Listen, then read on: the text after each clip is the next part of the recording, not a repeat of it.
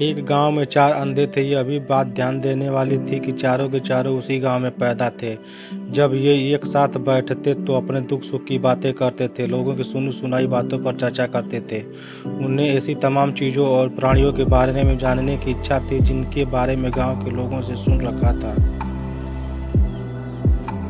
एक दिन उस गांव में एक बारात आई। उस बारात में एक हाथी आया। हाथी के आने की खबर अंधों को भी मिली। इससे पहले गांव में हाथी नहीं आया था। अब तो अंधों के मन में हाथी के बारे में और अधिक जानने की इच्छा जाग उठी। गांव के लोग हाथी देखने गए तो अंधे भी वहां पहुंच गए।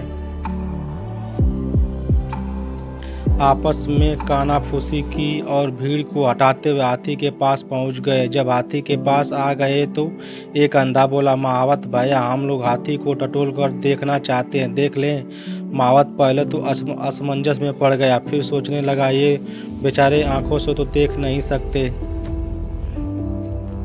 इसी तरह इनकी हाथी देखने की इच्छा पूरी हो जाएगी। महावत बोला, देख लो सूरदास लोगों, महावत भैया हाथी को जरा संभाले रखना। इतना कहकर चारों अंधे हाथी को टटोल टटोल कर देखने लगे। पहले अंधे के हाथों में हाथी का पांव आया। टटोल कर बोला, अरे हाथी तो बिल्कुल खम्मा जैसा है।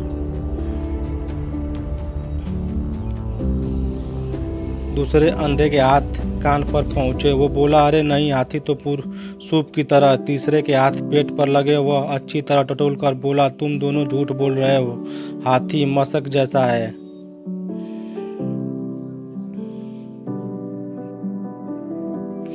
चौथे अंधे के हाथ में सूंड आई। 3 अंधे अलग अलग तरह का हाथी बता चुके थे, इसलिए उसने बड़े इत्मीनान से सूंड को ऊपर नीचे टटोला, फिर कड़क कर बोला, तुम सब बेकार की हाँक रहे हो, हाथी तो रस्सा जैसा है। अपनी बात पर अड़ गए। सब अपनी अपनी बात पर जोर दे रहे थे। दूसरों की बात कोई भी सुनने को तैयार नहीं था। उनकी आपस में तकरार हुई और नौबत झगड़े तक आते आते रह गई। सब लोग अंधों को बातों पर हंस रहे थे।